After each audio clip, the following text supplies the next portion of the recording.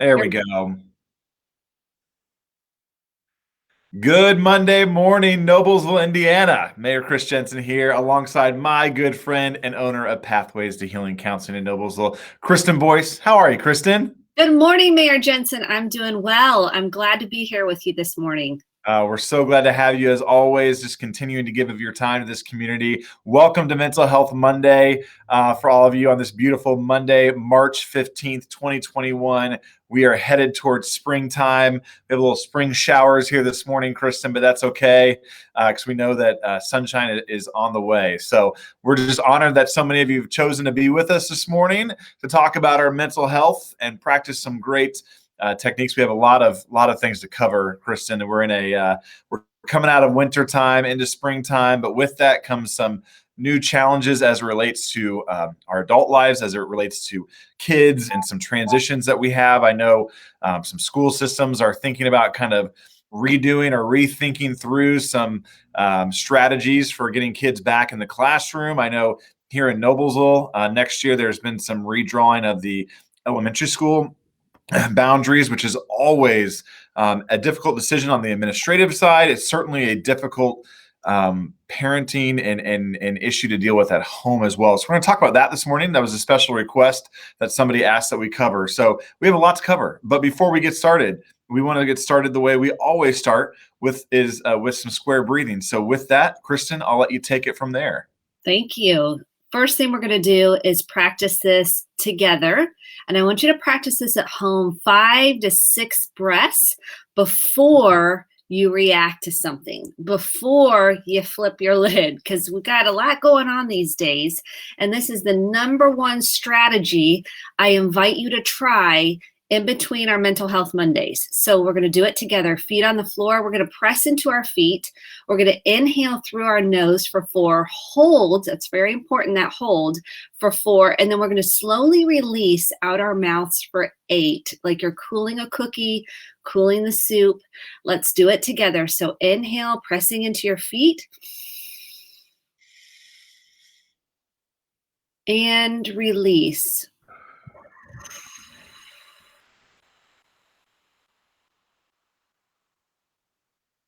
Almost, you have no breath left. Let's do one more deep inhale. Hold and release.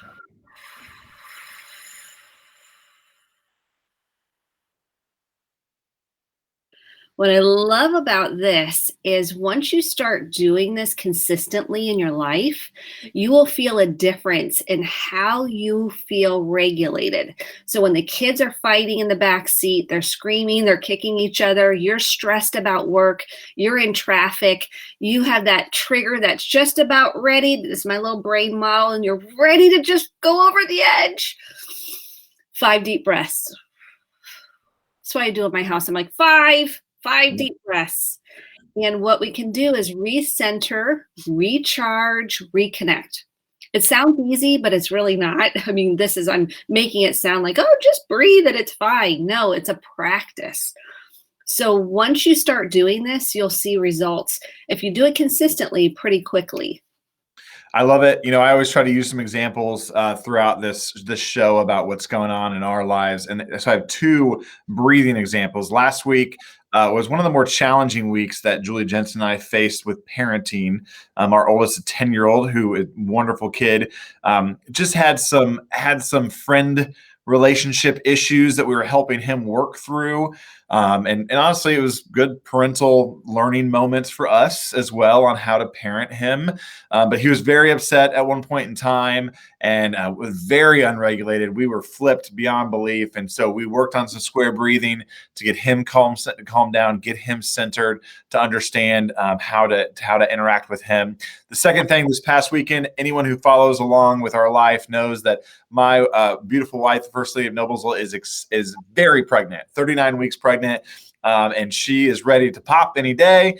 And she would rather pop sooner rather than later. And so we had to work on some square breathing this weekend to talk about just regulating ourselves and preparing ourselves for what's coming. And there, let know that nature sometimes just takes its own course and takes its own time. And we were working through that this weekend. So there was some parental and there was some marital square breathing going on this weekend, Kristen. And I knew you could appreciate that. And I'm sure there are so many people who watch the show that can appreciate that as well. Real life happening there. Real life. We're all doing breathing. If you come to my house, like, you really do breathe all the time. I'm like, I do, because it's easy to get, triggered. If people aren't listening to you, you walk in the door and there's stuff everywhere and you're like, okay, or someone's getting dysregulated and you're trying to not match it. I mean, we don't want two people flipped. So one of us has got to work on the square breathing. And it might not be me. It might be my husband. It might be me. And then it might be my husband. Who knows who's good. So, but if you bring it as the first person, that's the key. We can't change somebody else. We can only work on ourselves. Absolutely. I love that. Examples. Yes. Well, thank you. So if you are tuning in live right now, or even if you're watching this later, if you have any questions throughout the show, let us know. We'll try to tackle those for you live here on the show, or get back to you later with some answers.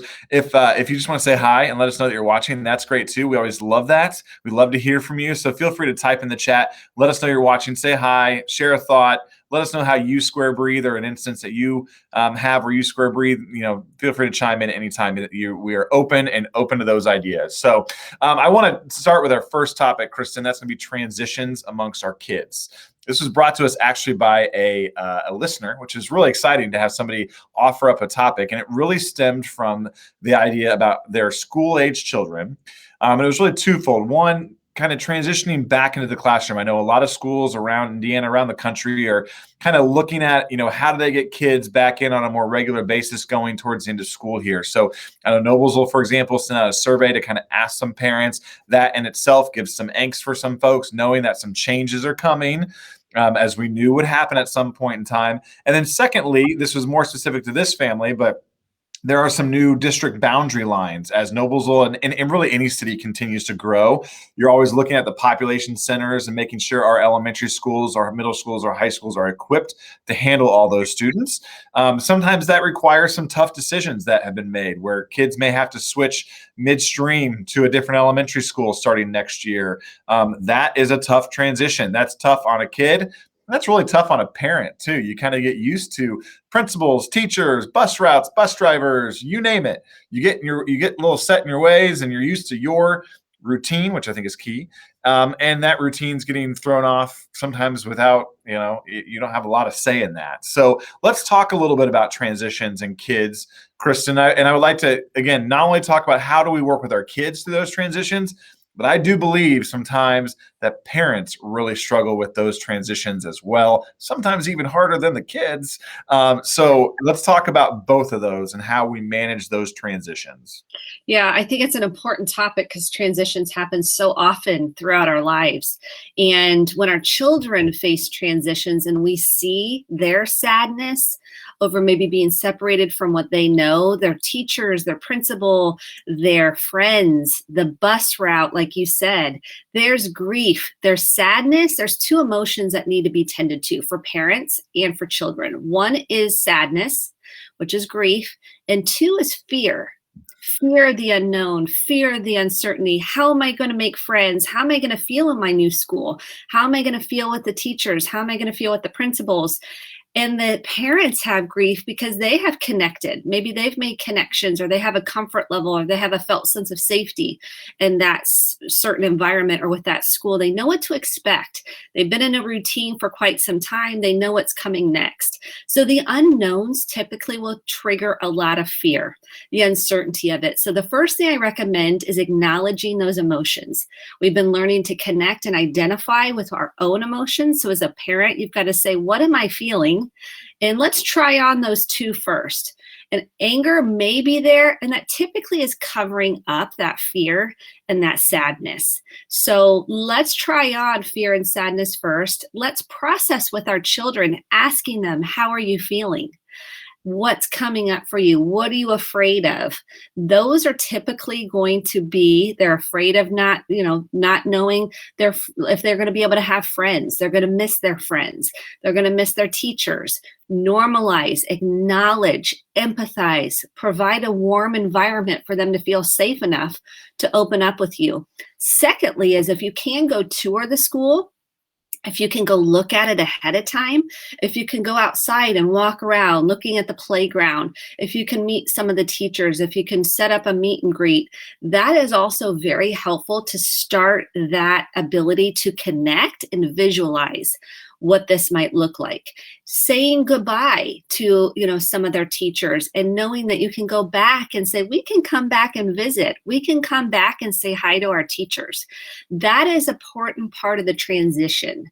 So when we allow them to process the emotions, have some acknowledgement about what they feel. And number 3 is having that ability to foresee what's coming next by going and looking at the school, touring the school, maybe doing a meet and greet, that type of thing. That can be very helpful. Sometimes that's not possible. You can just drive by, you can show pictures, you can get online and look at the school, look inside. A lot of times on the school website, there's pictures of the school.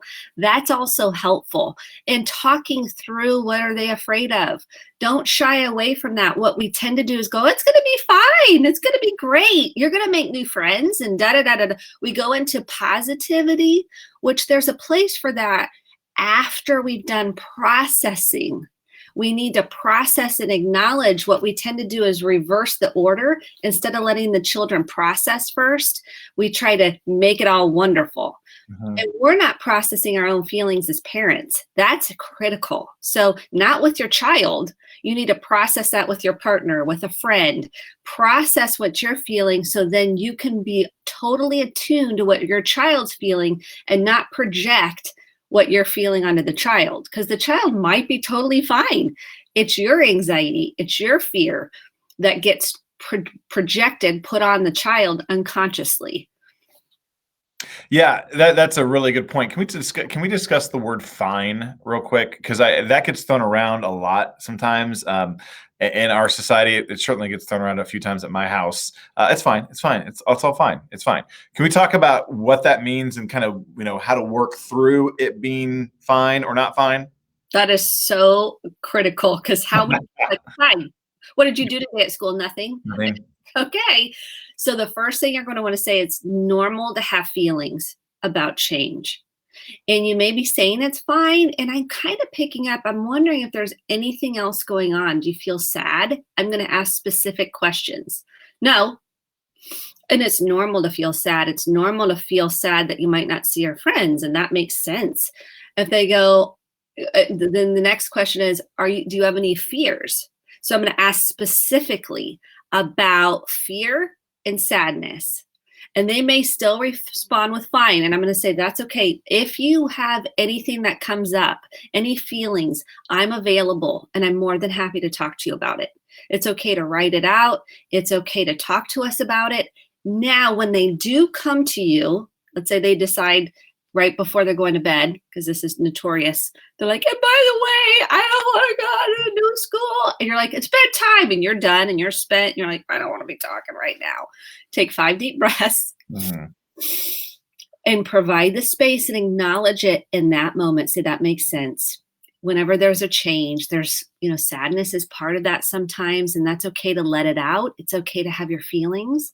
Is there more? Yeah, I would have missed my school. Yeah, that makes sense that you're going to miss your school. It's okay to miss your school. What we want to do is go, well, it's all going to be fine. You're going to be great. You're going to make new friends. You're going to love your teacher. I've heard great things about that school. Okay, so I bypassed all that processing. Mm-hmm. Let them process, and then you're going to offer empathy and acknowledgement by saying, it's okay to have your feelings. That makes sense. You can write these 2 phrases down. That makes sense. You feel that way. It's okay to have those feelings. It's okay to process. It's important to process what you're feeling so then we can get it out. The other thing is sometimes symptomatically children will hold emotions in their body, and so do adults, but children will say, my stomach hurts. I don't feel well. I have a headache. My throat hurts. I just don't feel good. That's usually a sign that something, not always, I mean, of course it can be sick. I like to know if there's nothing really that you're sensing that could be illness. I always ask, what are you feeling? Yeah, are you feeling scared about something? Are you feeling sad? And they may not have the words. Get books. Scaredy Squirrel is a great series that is used to talk about feelings. There's tons of feeling books out there. I need to bring a stack in here of all the ones I have. So you can start having a dialogue on emotions. Name feelings. Put a feeling chart up. You can use Inside Out, the movie from Disney. They have charts. You can just Google Inside Out feeling faces. Put it up on your refrigerator. So you start normalizing talking about feelings. And it takes time, especially when there are feelings. I'm fine will be a typical response. So just take a deep breath and say, are you feeling sad? Are you feeling scared? It's okay to have those feelings. Those are normal. I'm here if you want to talk about them. Mm-hmm. That's the most important piece is the response to that. Yeah. So 2 questions I had. One, basically what you're telling us is that it is okay for us to call out the emotion that we think our child may be feeling. Correct. As long as we're asking it tentatively and not like, you're mad, you're sad. That's going to create defensiveness. So when we say you fill in the blank, when we say, are you feeling sad? Totally appropriate. Are you feeling scared? My tone is soft. My tone is warm. That's the difference. So when we go, well, you are mad. Okay, they're going to shut down because my energy just shifted. Mm-hmm. That's helpful. And then as a parent, once I've processed an emotion, for example, is that okay if I share with my child how I feel about something? Or how would you suggest we approach that? Yes, it depends on the situation. Oftentimes I will say stick to the child's feelings first. Yep. Because we don't want the child to then take on caretaking us through our emotions. And so I might say something like, you are not responsible for taking care of, making me feel better. It makes sense you feel sad because I'm a little sad too. It's hard. I love that school. And I know it can bring up a lot of emotions transition. I remember when I was in 2nd grade and we moved and I was scared to death. I switched schools. So I might share just to kind of open it up, little story from when I was in 2nd grade and I switched schools. If they start shutting down, I'm going to be like, I'm going to pause my story and check in and say, did you feel any of those things? And if they go, no, I'll go, oh, okay, that's fine too. Whatever you feel is okay. You don't have to feel the way I felt in 2nd grade. Sure. Stories are good. Kids love your childhood stories. As long as you're not bypassing and making it about you versus them, you're using it as a connecting point and you're not going into lecture mode. Like sometimes people can go on and on with stories. And you're like, the children are glazed over. So you're going to be looking to see am I sharing how I feel? And are they connecting to it? Or are they shutting down? Land the plane is what I say. Land the plane with your story. Yes, I like it. Let's shift gears a little bit. I want to talk about, obviously, spring break is a couple weeks away, which we're excited about. We are going to be taking a few weeks off of Mental Health Monday during spring break time because we want to put acknowledgement and emphasis on self-care. So many people right now, if I've heard it once, I've heard it a dozen times, they're burnout. They're burnout at work. They're burnout at home. They're over COVID. You name it. They are burnt out. So let's address burnout first, maybe what that looks like. If you could talk a little bit about maybe what burnout might look like in you or feel in you. And then let's pivot and end on a self-care note going into spring break and what self-care looks like, what it means to your body, different methods for self-care. It's kind of a wide swath of information there, but let's start with burnout first. Burnout. Everybody at some point will experience burnout, whether it's caretaking the family, the kids, your job, like going to putting a lot into your job. Maybe it's Zoom burnout. Maybe you've got fatigue over being on the internet all the time, doing video calls. Whatever that looks like, usually we start with exhaustion. And you're going to feel it in your nervous system. You're going to feel it in your body, apathy, like just a lack of motivation. You're going to feel this sense of, I really just don't feel like doing anything. I don't want to do anything. I am tired of this. I'm sick of this. I don't like this. You might have a change in sleep patterns. So you may be sleeping more, or you may be having trouble staying asleep, falling asleep. You may be having challenging eating patterns where you find yourself in the pantry and you're like, I just ate a whole bag of potato chips and I don't even know why, because, right? I mean, these are things that happen. You may be scrolling the internet for hours, trying to numb out. You're trying to disconnect from the overwhelm that you feel, from the stress that you feel. The first thing I invite people to do is you got to do your breathing. You're going to be so sick of me over all these years saying the breathing. It literally is the first step, because what the breathing does, it reconnects you to what's inside. It reconnects you to what do you feel. It reconnects you to kind of getting grounded and recentered. The second thing is we've got to acknowledge emotions. And we know that you can't get out of a call doing one of these mental health Mondays without me talking about emotions. We've got to acknowledge, are you sad about something? Are you angry about something? Again, anger can be a cover-up for fear and sadness. Do you feel disgusted with something? What are you afraid of that you're not processing? We have to process those emotions. Otherwise, your body's going to take it on and you are going to feel so exhausted and so worn out. And we want to normalize everybody's over this being at home. We are exhausted from it. The unknown, the uncertainty, what's going to happen next. It's okay. It's okay for you to have emotions. It's okay to feel the way you feel. What we do is we end up going into shame. So shame says there's something wrong with me. I'm defective. I'm not good enough. This leads to burnout. This leads to really feeling disconnected from yourself and other people. We kind of want to go into the dark. We go into a hole. We want to hide. We don't want to tell people what's really going on because we feel so unworthy. We feel so unimportant. We feel like nobody cares, nothing, I don't matter. And shame really takes us into a place of shutdown.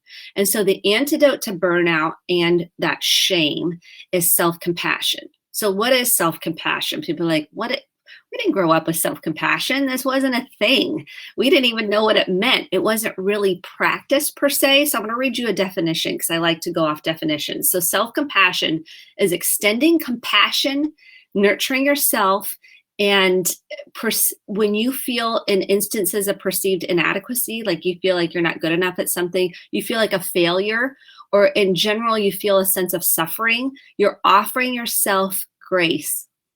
You're offering yourself empathy. You're offering yourself a sense of nurturing yourself. And research shows that people who are more, and I love this, that's why I wrote it down to tell you, because this seems so counterintuitive. Research shows that people who are more self-compassionate have more emotional intelligence, they have more meaning and purpose in their life, and they're better able to maintain emotional balance when they feel flustered or they go into shame, anxiety, and guilt.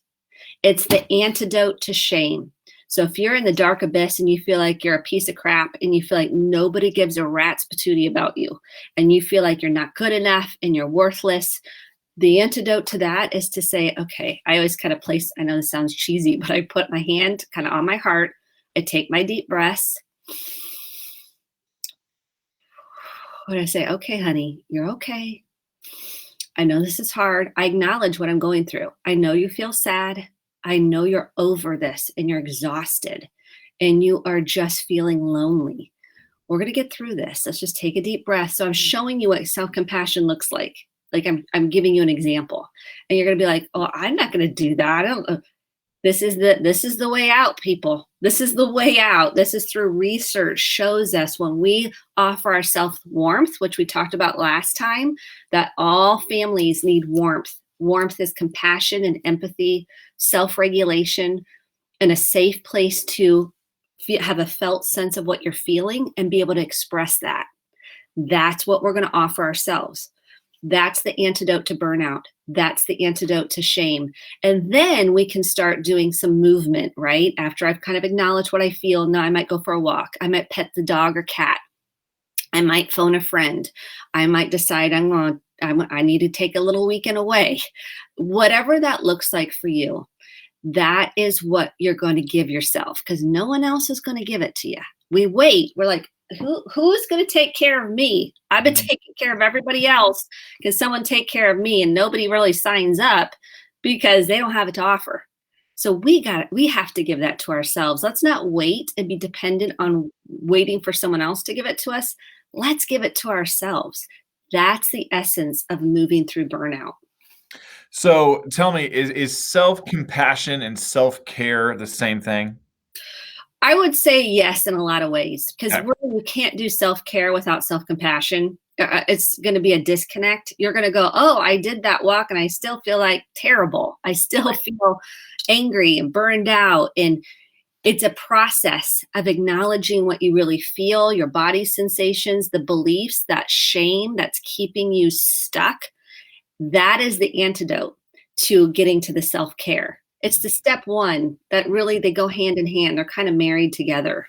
Great. 1A and 1B. I just think that I wanted to be clear on that because I think people hear self-care. Like personally, I did some self-care last week and it came in the form of an entire roll of Thin Mints. And I didn't feel much better about myself afterwards. So, but I think I missed the self-compassion piece on the front end of that. And so I'm only half joking, but I really did eat the entire roll, which is not hard to do. Not at all. Not at all. But let's talk a little bit about, so that's really good to know. Because I think we have to, it's kind of a 1A, 1B situation there for yourself, right? What does self-care not look like? Self-care does not look like taking care of, like, oh, I will, in order to get worth, value, and significance, I will start just giving all the time without boundaries. Like so sometimes self-care people are like, I'm going to the spa and then I'm taking care of myself, which is great, but we're not adding in the self-compassion and the grace, so it doesn't last. We went to the spa, we came back home, and we're right back where we were. It really is that self-compassion piece coupled with that self-care. And I want to add in boundaries. Self-care means we have healthy boundaries. Boundaries are what's okay, what's not okay, saying no, setting limits. We don't want to disappoint anybody. We don't want to make anyone mad. We don't want to upset anybody. So we end up saying and doing things to please other people. And then we are so resentful and we are burned out, and we can't do self-care without boundaries. We cannot. So that's one of the myths. Like, okay, I'll go to the spa and then I'll feel better. And then you go and you right back to the same patterns and you're right back to the burnout. That's great to do the spa and boundaries and self-compassion. Yeah. I love that. Like I said, that this has been such an insightful show. So thank you, Kristen. This has been so incredibly helpful. And I think it's important for folks heading into spring break, heading into this time of year, heading into these transitions, that self-compassion and self-care component. We got to focus on that going forward to take care of ourselves. So with a few remaining minutes, quickly, I want to make sure we end. If someone is watching today, maybe it's their first time, maybe it's their 30th time, but they are at the end of the rope today. They are struggling today. They need help right now. Where do they turn? The first thing, most people at this point have access to a cell phone or someone that has a cell phone. I want you to text 741-741, type in connect or help. Someone will immediately respond and hold the space for you and meet you where you are. That is so important. Do not try to do this alone. The next place is to call 1-800-273-TALK. That's a national suicide hotline, 1-800-273-TALK. They're wonderful. This is what they do. They walk people through the hard because we're in emotional pain. That's what's happening. We don't know how to deal with the emotional pain. When we can acknowledge our pain, offer grace to ourselves, we can start the healing process. If you're here in Hamilton County and Noblesville, Prevail. If you're in a domestic violence situation or emotional abuse, they have a 24-hour hotline, 317-776-3472. We also have the disaster distress helpline at 1-800-985-5990. Community North here in Indianapolis, or we have Fairbanks if you're struggling with any addiction issues. And we also have St. Vincent Stress Center. So please know there is help available. please don't try to do this alone. You matter, you're important, and you're enough. And those we don't get told truths like that. We believe the lies that we might have been told, or we might believe the stories. And I just want you to know that you are worth it. Yeah, that you are worth it. You are absolutely worth it. Thank you so much, Kristen Boyce, once again for spending your time. You are a blessing to this community. We will be back here in 4 weeks. We're going to take some time for some self-care. Spring break's coming up. We're going to have a baby. We're going to take a little bit of time. We're going to see you all back here on Monday, April 12th, with more topics on Mental Health Monday. In the meantime, take care of yourself. Kristen Boyce, thanks again. You too. Thank you.